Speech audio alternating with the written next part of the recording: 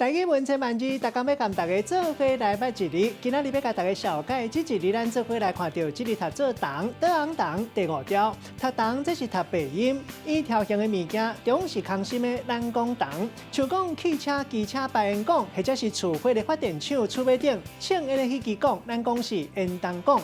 另外，批桶嘛有人讲是批筒、油筒，也有算注射的针，或者是大筒的单位，咱讲注一筒射。有一寡台语老师认为讲筒较大，啊若较幼、较细支的，咱讲是一支射，射会当慢慢啊滴，咱讲是吊大筒。另外，还有一个可能大家青分的，就是算几桶布的单位，咱讲是一桶布。也有真侪人爱食筒仔米糕，这日文音读做同，带大家做伙来小解这两个词。头一个读做烟筒管，头前讲到汽车、机车、排烟管，或者是厝火的发电厂、厝尾顶，请烟的这支管，咱讲是烟筒管。第二个词吊大筒，这个意思是把药啊注入去到营养车静脉注射方式，需要一段时间才会当完成。咱用一句话来举例，把这两个词夹做伙。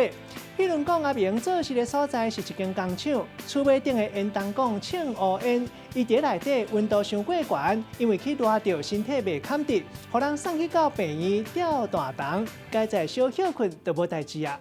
今仔日小解这一日读做同，另外一个音读做同，提供予观众朋友来参考。